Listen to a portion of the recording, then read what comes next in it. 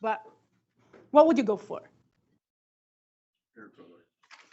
Hair color, not bad. Okay, do you think it's better to ask about hair color itself, or something like dark color, light color? Go male, female. You would go? Male, female. Okay, yes, this is like a fairly antiquated board. So, it's like, very binary. So, in general, there is a recognizable binary gender, female, female, hair color. Yes, like, dark or light. What else? Oh. Do they have glasses? Do they have glasses? There's also a decent one. How about, does it have a green hat? Is this a good question or bad question? Not really good. Why? It's too specific. That's a good point, right? Because it's a kind of question where in one case, there are, I think, 24 characters on this board. So in one case, you learn a lot, right? But with a high probability, you don't really learn too much.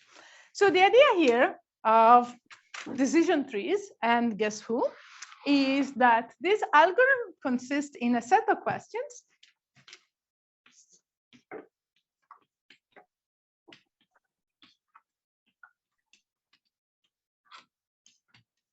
They give you.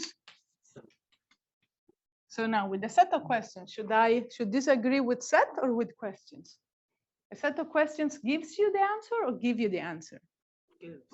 Gives. Okay. Very good. I also need to learn something, so hey.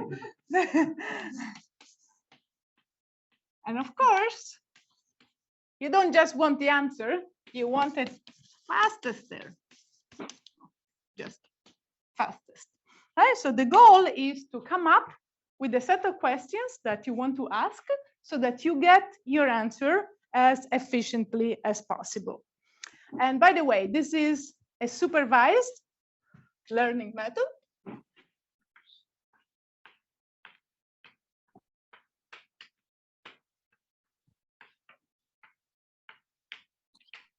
And supervised learning method means two things. One is that we predict a quantity for each example.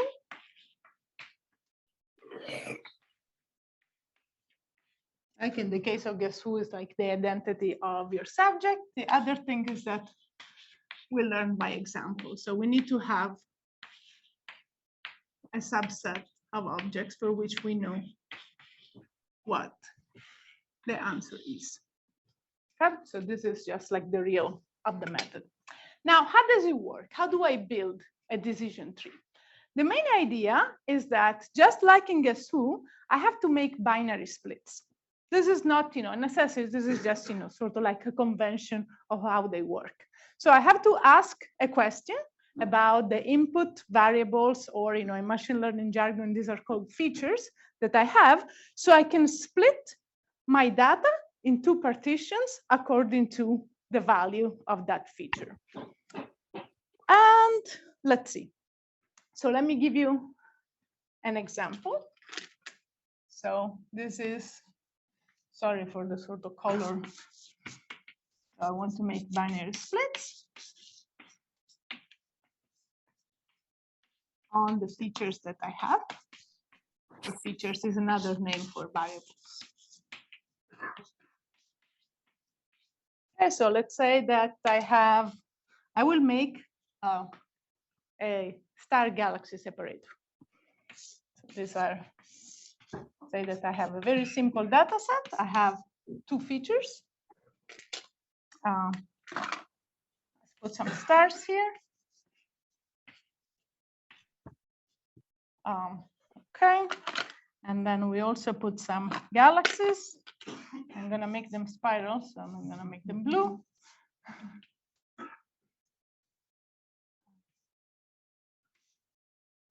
Okay, does this work? Kind of.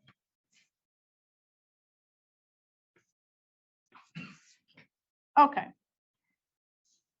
Sorry, these are clearly spiral galaxies, as you can see.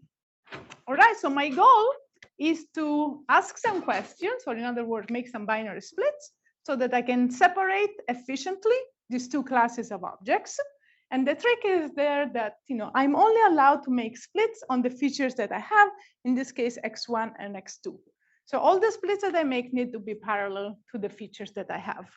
So what do you think? What should I ask as my first question?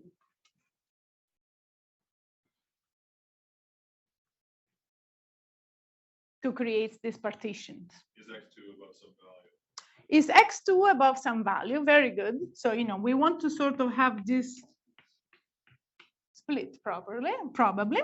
So let me say that this is 0, 1, and 0, 1.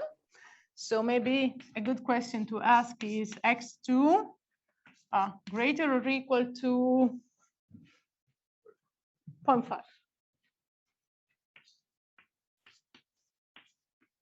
Okay. And then, I have to make my split. And so this means that I have to distinguish, am I going to say yes or am I going to say no? All right, let's say that I say no. What should I do then? Am I ready to predict something? If x2 is less than 0.5? Yeah, what do I predict? Galaxy, excellent. All right, so at this point I can do my prediction. And if x2 is greater than 0.5, maybe I should ask another question. What question can we ask? X1 above 0.75. Very nice. Is x1 above let's say 0.75?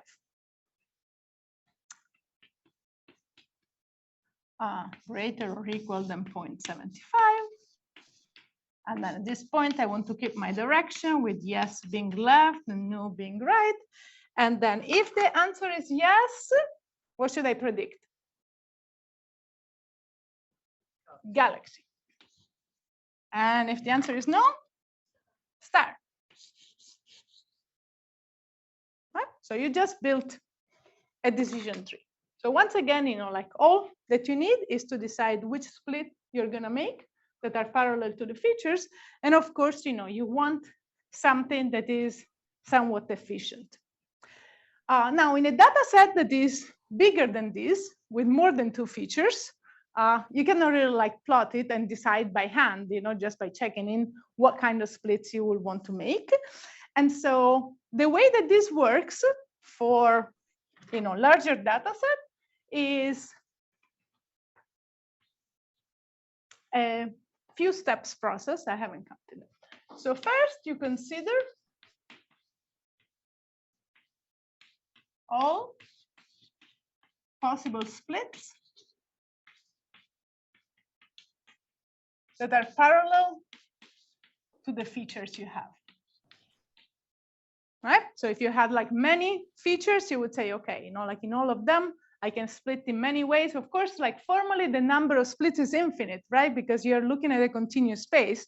But in general, you can imagine that you can make the ones that, sort of straddle one object's equivalent to each other. So effectively, you are, quantizing your space. So you're looking at the finite numbers. So you look at all the possibilities. Then the next thing, of course, is that you have to choose which ones you're going to make. Right? And so you need some sort of a fitness criterion for the splits. And what do you think we should do? What makes a good split? Why did we choose this one here instead of this one, for example, or this one? High entropy gain. High entropy gain. Oh, this is too complex. Okay, yes.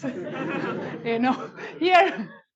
But yes, okay. But in simpler terms, what we're trying to do, what does this split do that this one doesn't? It creates a partition that is homogeneous, right? And this is desirable. Now, I could have made a partition that is homogeneous in many ways. For example, I could have split here. Why was this better than this? Maximizes purity. Right, it maximizes purity, but if you look at this one, this is pure 100%, and this is pure 100%. So why is this bigger? So why is this better?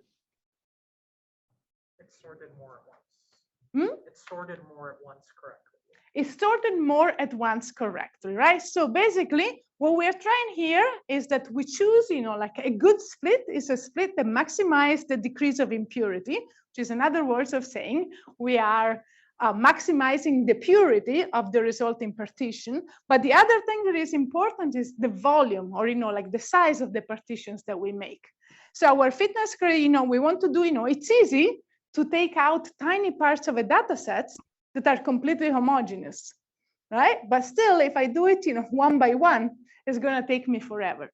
So the idea here is that we want to have splits that maximize the decrease of impurity.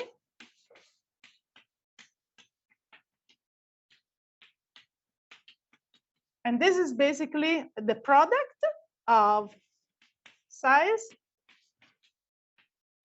of partitions times,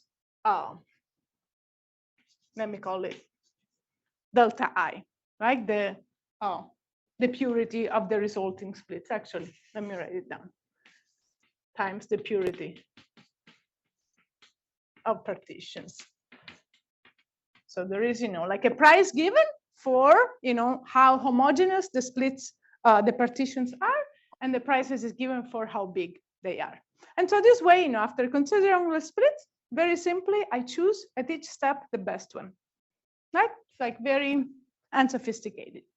And then at some point, this could be enough. The one thing that perhaps is good to keep in mind is that maybe sometimes you can find yourself in a situation like this, right? So your data set is not exactly separable, or it could be, because I could actually keep making tiny splits parallel to the features, right? This is allowed, and I could have this object in its own little box. Would this be a good idea? What do you think? No, I say some no, but why? Is this Overfitting. right? Overfitting, which is the process in which we don't want, we want to learn sort of basic robust properties about data. In this case, stars and galaxies, which means where are they in this feature space? But of course, real data are full of statistical fluctuations or noise or failures. And so we may consider the options that, like an object that is here for some reason, despite being surrounded by galaxies, in fact, a star. But it's much more likely that this is just, a random fluctuation. And so because of this, I don't really want to continue maybe until all the partitions that I make are completely homogeneous, but I may want to consider a stopping criterion.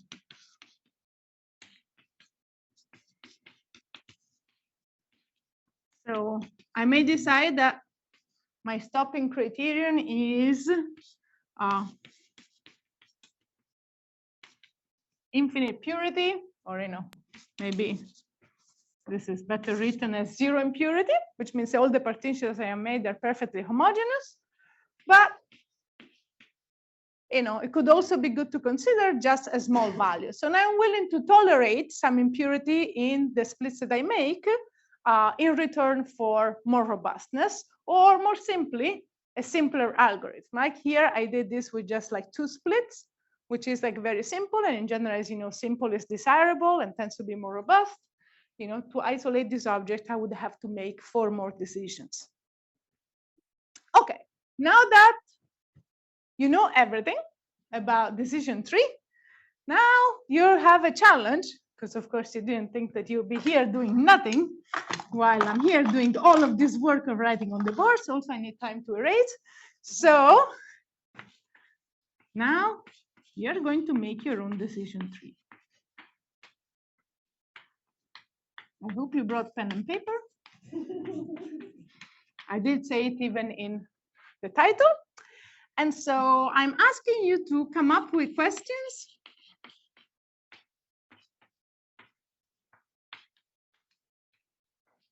that are parallel to the features that you have. And let's see, I have, I remember, I didn't want to be too optimistic with audience, so you might have to share in two. But basically what you have here is a data set. These are real planets.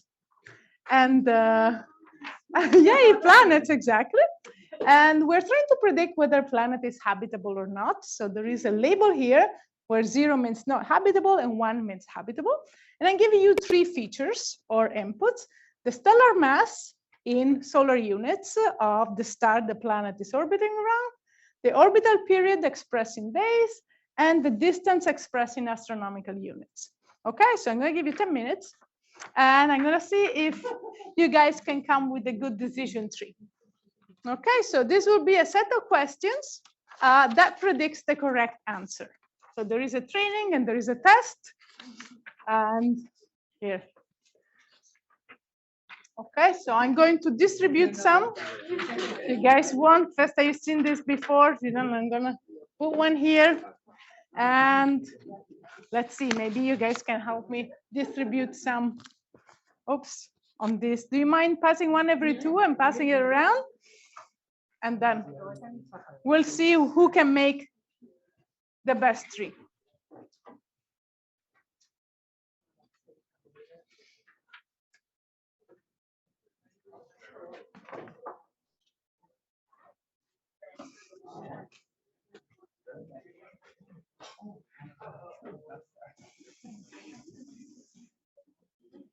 Oh, no.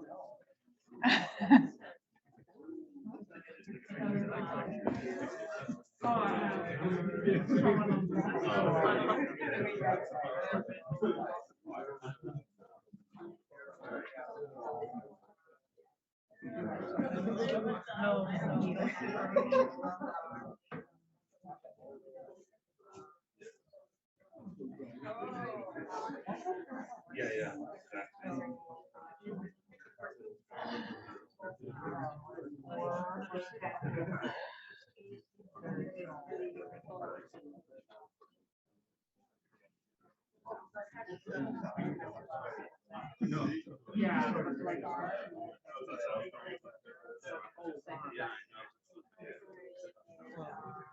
I keep in mind only binary splits and no combining features. Uh-huh.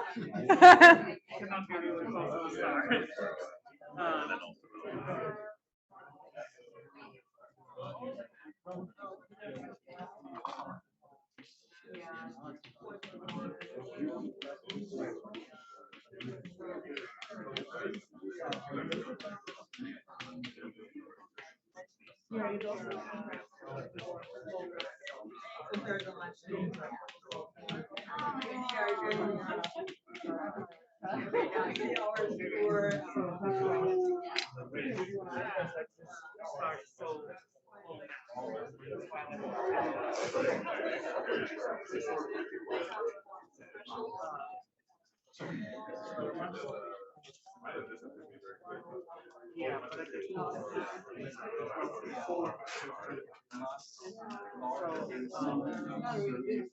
yeah.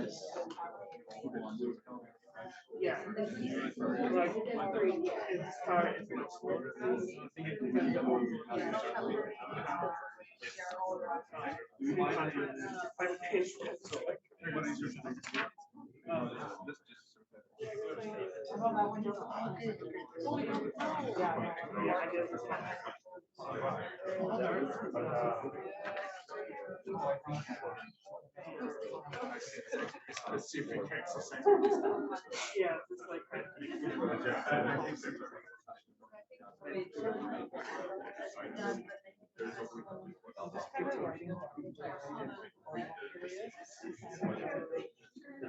I guess they're.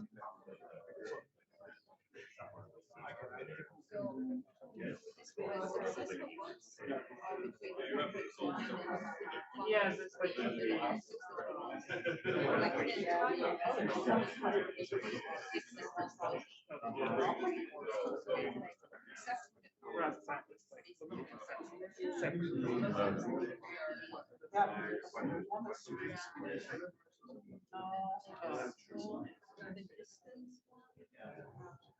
Now the method, so we have to like. This is so hard. That's why we use computers. Of course it's hard.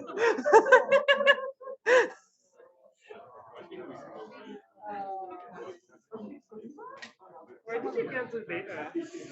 The Planet Habitability Lab, Yeah. but I chose them, Just like recently, I'll show you the notebook.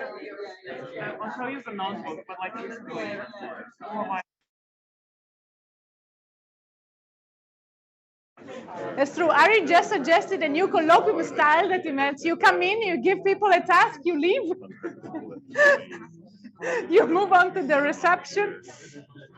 All right, folks, I love this, but sadly, we have to continue. So let's see. Is anybody feeling confident about their three? Yes, go ahead. What's the first question you would ask? I think that if you say is the stellar mass Is the stellar mass greater than 0.82? okay? We're all good in asking questions. Then what do we do? If it is greater than 0.82, Yes. then it is not habitable. Okay, so let me do what I can't remember the convention I used. So if a yes, not habitable. Okay. If it is less than 0.82, Yes. that's a decision, and that's going to be on distance 80. Okay. If it is less than 0.32 or 0.032, 0.032. Less than If it's less than 0.032, then it is also 0.032. then it is also not habitable. So if yes, not habitable. Yeah, and if no, it's habitable. Okay. Well, I can't verify this directly. However, the test, yes. Okay. Okay. Let me get there. So if you put this into sklearn, the first question is, in fact, is the mass greater or equal, or actually smaller or equal than 0.83? So I suspect that this is pretty cool. And if the answer is no, it's not habitable. So good job there. The other split is on orbital period. However, do you suspect that there is possibly a relation? No, Jared, sorry, I forget. This distance and orbital period are clearly independent variables. So, okay. So I think this is a good three. I will give you, I can give you the test, but unfortunately, even this on test only gets 60%. But if you want to look at the last 5 objects for which the labels were not given, they were 0, 0, 1, 0, 1. Okay, so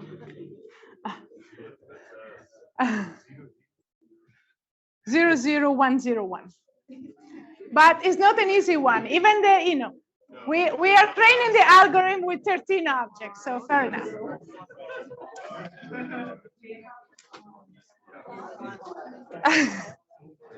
Okay.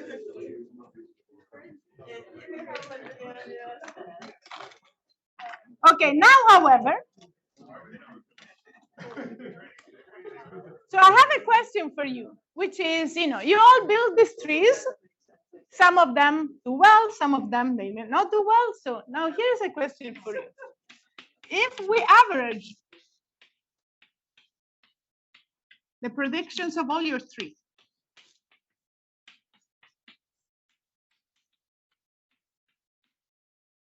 would it be better or worse? Like we're probably creative, we have like 23 years. I'm not going to try to do it now, I promise. But if we just took what the predictions are for all of your trees and we average them, and in this case, because it's a classification problem, average just means we take the majority class. Do you think that we will be more accurate or less? Or not sure? Less.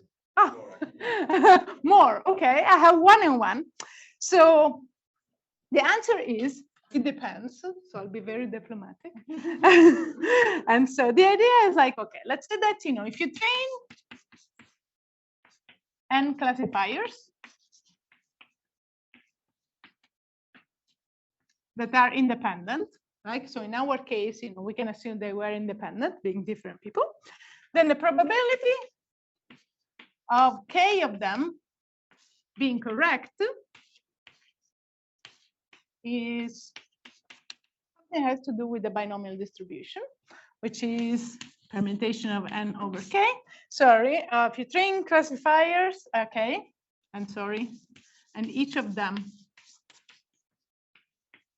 has a certain accuracy, p, let's say. Right, so this is like 60%, 70%, 80%, whatever you believe to be the probability that a single classifier is correct, and I'm assuming that they're all the same.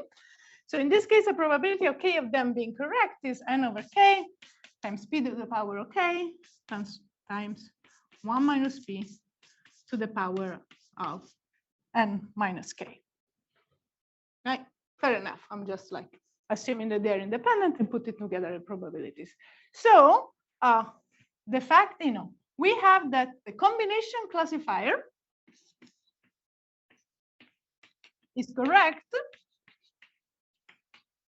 when at least half are correct, right? Because we're taking the majority vote.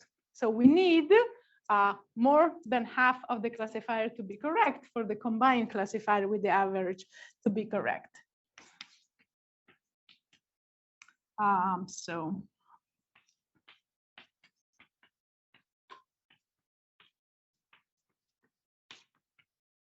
so this means that this, we can write it as the sum for I equal n halves to n of n over I, p to the I, and then 1 minus p to the power of n minus I. In general, I try to stay away from math as soon as possible. Basically, this is just a cumulative probability that says, okay, if half of them or more are correct, I can sum all of these probabilities, and this is the total probability that the combination is correct. And you can actually show there is a bit of a trick where, like I did this like in Python yesterday just to check out some things. And, of course, I had the moment where I thought, okay, everything I've always known is wrong. But turns out I had just, misdefined the range of the variable. So I think there's a little bit of a trick when n is odd or even that I haven't solved. So there is some subtlety that I don't know. But essentially, this is greater than p when p is greater than 0.5. Which means that as long as your initial classifier is at least a little better than random, then the combined classifier will be better than the single ones. And so that's why I'm saying, yes, these are assuming they're independent and that their performance is the same. So of course, this is a big limitation, right? So this is just to see like why it would, overall, sort of like as a baseline work. So this is greater than p if p is greater than 0.5. So in this case, if we assume that, like all of us built a reasonably good tree, and then we average them all together, we get that the probability of the combined classifier to be correct is actually greater than the single one of each one of us. Okay, and this is, I should say, congratulations. What we just made here is an ensemble classifier.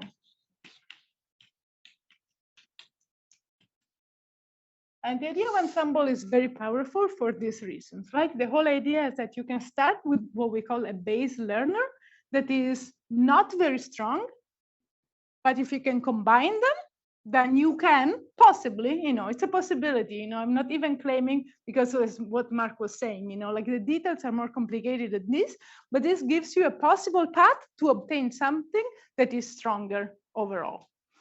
And now for our case, you all built independent trees, being independent people with your own brain and stuff. Like if we were to actually, build decision trees in the way that we have learned, and then decide that we want to combine them, we cannot really do this because the process that I gave you to build a tree is deterministic. Right? We look at all the possible splits, and then we choose the best split, and then we repeat until some criterion is satisfied. Right? So it doesn't, they're not independent, right? And because of this, combining them doesn't really give me anything. So what I need to do an ensemble in real life is some way of randomizing the tree.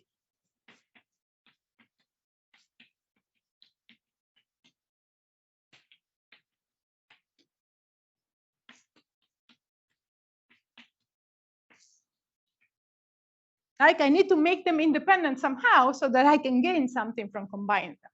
So let's see, how can we randomize these trees? Any ideas? There are at least 3 ways, possibly more than I don't know of, or at least 3 that are used normally, but I think in the end, you can do this in many different ways, as long as you are able to add some stochasticity to the output of the trees. So I don't know, any ideas? Subsample, very good. So one possibility is that, sorry, subsample the tree or the data? Well, the variables or the variables and the data. Excellent. When in doubt, always go for both. And in fact, in this case, they are both correct. So, right. So one thing is to bootstrap with replacement the learning set. Right? The learning set is the one that is used to build the model. So what I can do here, I have a collection of examples, and I can bootstrap with replacement with that. So I can make many copies. Every time I bootstrap, I pick one, and then I put it back. I pick one, and then I put it back. I do it for the same number of times as the number of objects in my data. I get something that is fairly similar, but of course, some objects may have multiple copies, some objects may be missing. And so this is one of the possibilities. The other one that I think we also mentioned is we can subsample the features. And so in this case, I can only split or find the best split on a random subset. So rather than considering all the possible splits in all the possible features, at each step I decided I'm just going to look at the set of this random subset of features and choose the best split in those. Another one that is perhaps less known is a bit more extreme, which is after I select the features that I'm going to use, instead of picking the best split, I pick a random split. So I basically split on a random value. And this, of course, increases randomization more. So I would say split at random value. If you actually do the first 2, you build a random forest. So in general, these are the 2 things that are done to build a random forest out of decision trees. If you do the last 2, you build a less known algorithm, but also nice. It's called extra random trees. Like if you ever use sklearn, they are both there. So this is all that there is. What you do, you hear about a random forest, this is how it's built. You built, the key of this type of ensembles. They're called bagging ensemble methods. And bagging here sounds like it should be a real word, but no, it stands for bootstrap aggregating.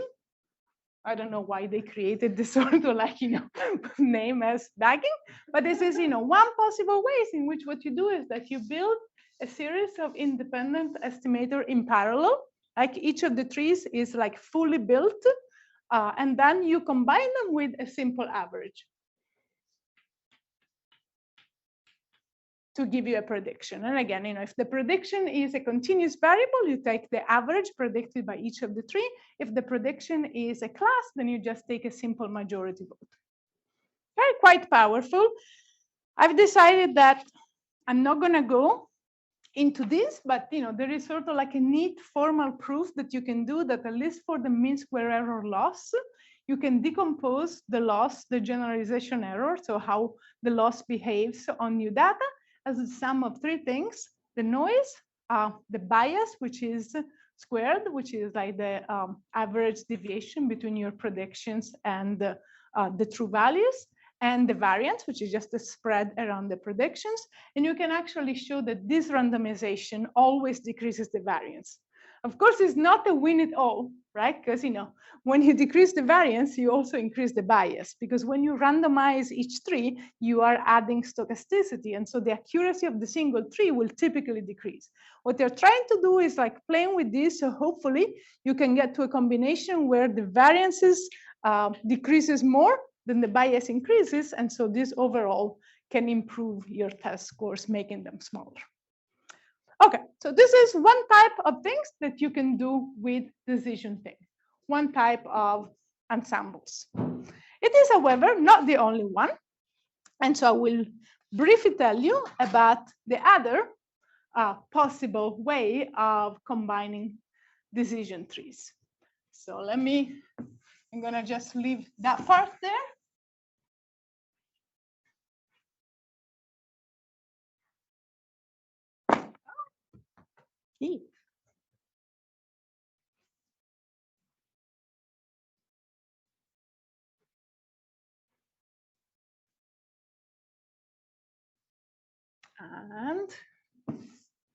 And here, we're not randomizing anymore, but we'll leave the bugging methods there. Okay, so there is another thing that I can do to ensemble trees.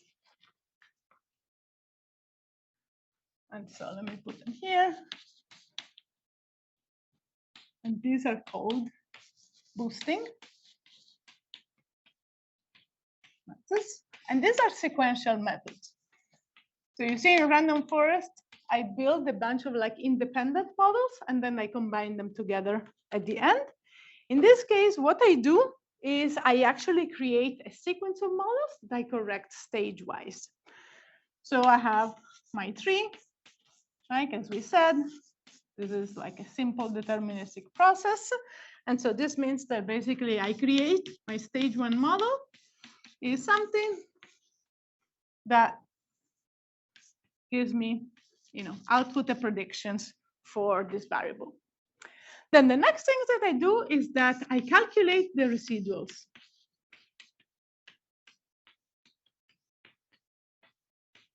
And the residuals are simply the difference between the prediction of my model and the real value. Okay, now the next step, what I do is that I make a new model. But instead of predicting my original value, I try to predict the residual. So I change the target of I still use a simple decision tree, but I change the target. Okay, and then at this point, I have my new model. And I built, let's say that this is h of x, the model that predicts the residuals. And then I have my stage 2 model, which is the sum of my stage 1 model and the one that I just created. And then I calculate the residuals of this model. And now I predict the residuals of these models and I add them to here. So you see, this is a model in which every time I look at how I'm doing, I calculate where I'm not doing well, and I try to make a model to predict that. Now, why does this work? Well, I'll try to show you, but the nice things about this is that it works with very weak learners. Remember, when we're talking about the randomization for random forests, even in a simplified version, we said, okay, like I need my base learner to do at least better than random. Okay, this is a model that can work also if the base learners are very weak. And to show you this, I'm going to use my mystery content board. So let me see if I can bring it there.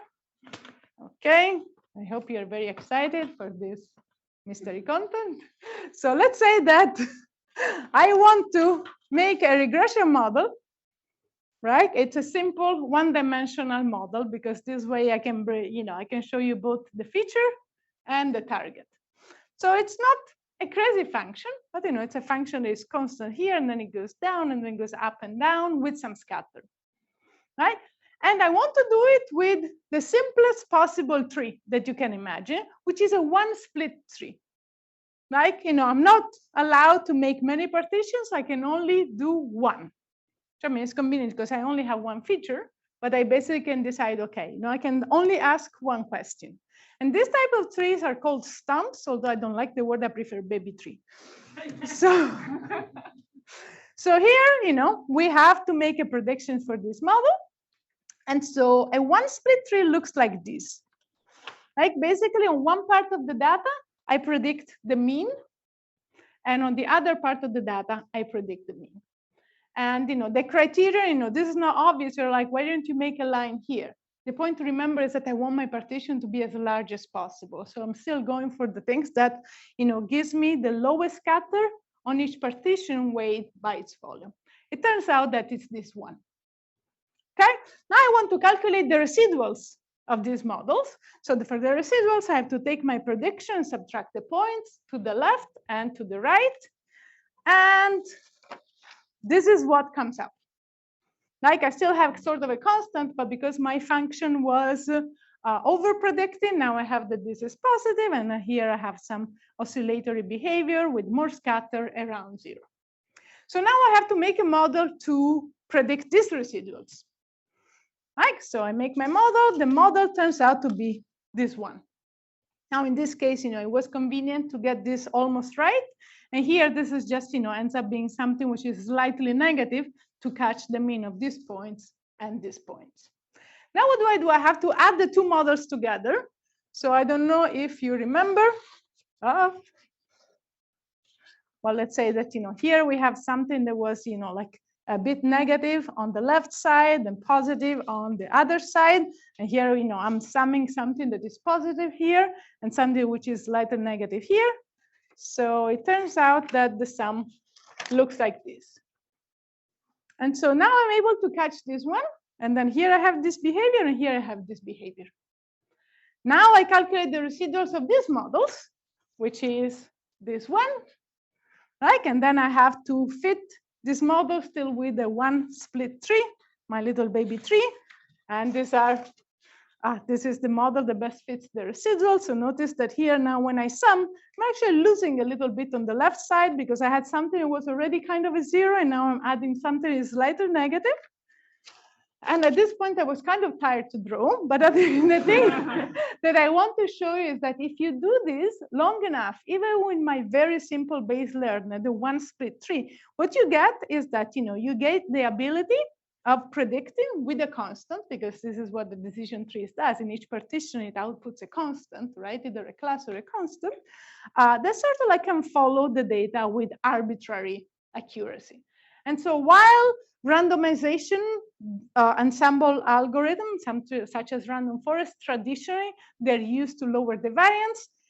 Again, traditionally, because this is not strictly correct, but these are often used to lower the bias. So to make simple algorithms able to do things with higher accuracy. So now we have unveiled the mystery content. I want to tell you another thing that for me, I think will never not be mind-blowing, which is, this hopefully convince you why the combination of these can be more powerful. The other things that I want to tell you is like, why is this idea of fitting the residuals convenient? And so the idea here is that, let's imagine that I have my loss function. And let me make it the mean square error. 1, because it's simpler. 2, because it's the only one that I know how it works. And so let's say that here you are somewhere in parameter space or feature space. Okay, and so I'm here. And as you imagine, I always want to move towards the minimum of the loss function, right? This is my goal. And if you've seen an algorithm like this, this is often called gradient descent. The idea that I want to take a step along the negative gradient of my loss function in order to move towards a minimum. Well, if you write down the MSE loss, I'm going to do it in white because this yellow gives me a headache. Right, the MSE loss is just like the sum over all the possible examples that you have of the vectors of your predictions for all the objects minus the vector with the true values and squared.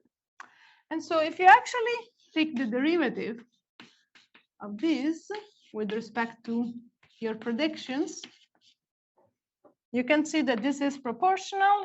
This is like 2y squared plus 2y pred squared minus 2 the product of these two.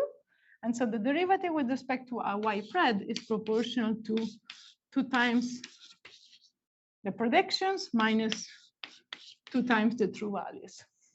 And these are the residuals. So the idea is like every time that you fit the model to the residuals, you are actually taking a gradient descent step towards the minimum of the loss, at least if the loss is the mean square error. But the whole idea of these boosting methods is that you can rewrite them for any loss. You just, instead of fitting the residuals, you fit the so-called pseudo residuals, which are the derivative of that particular loss with respect to your prediction. And so this is, in general, why they work. Let's see, what else do I have? Well, 3 minutes. So let me just leave this here. And the last things I want to tell you is, now that you know everything about ensemble of decision trees,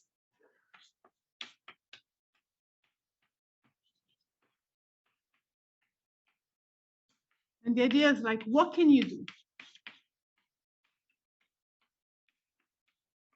with them? When are they useful? So just, in the spirit of decision trees, I'm going to make a split where, yes is on the left and no is on the right. So I'll tell you the no because it's easy and also because it's important.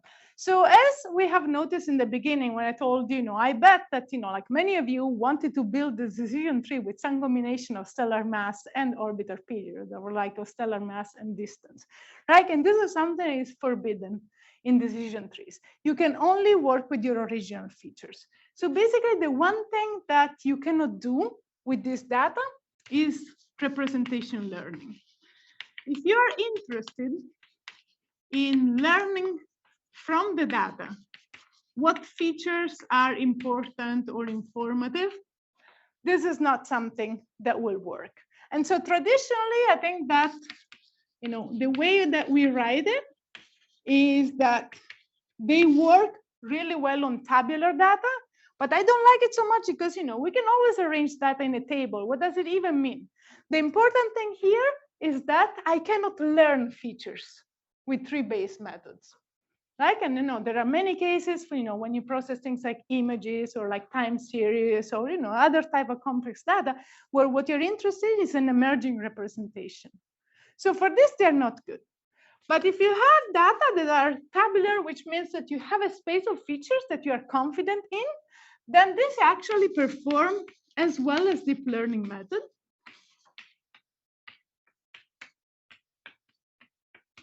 And this is, I think Sebastian Rashka has a lot of work on these. Many other people, but I think this is the one that I'm most familiar with.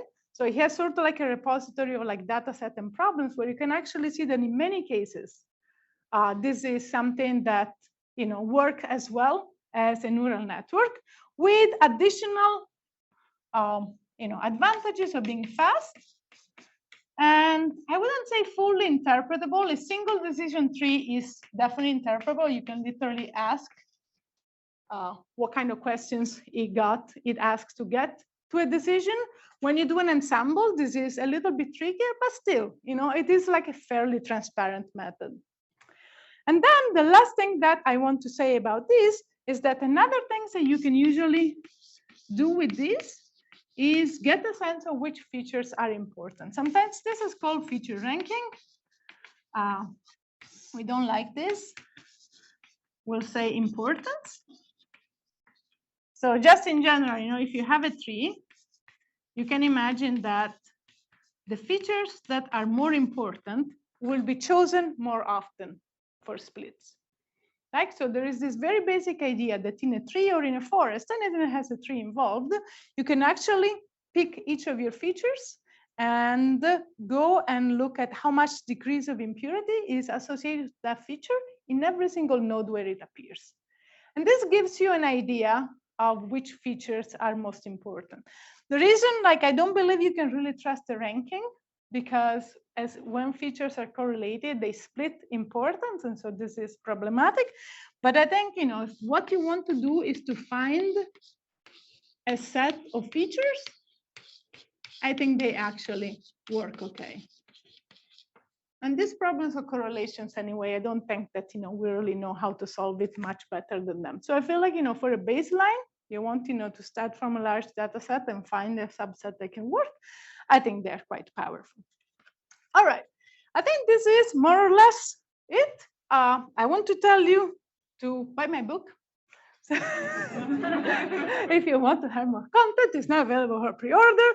Also, you know, if you or someone who is dear to you want to learn basics of machine learning, here at Flatiron, we have like an online course, which you can find at openlearning.flatiron.org. And you know, we are very grateful for the support. It is like free, it is open to everybody. And we're actually now working, and again, thanks for the support, on making it available in Spanish. So there will be a new course called Aprendizaje Automático para Física y Astronomía. We have some of the people here who are involved in developing. So we're hoping to also make it available later this semester. And that's it. Thank you.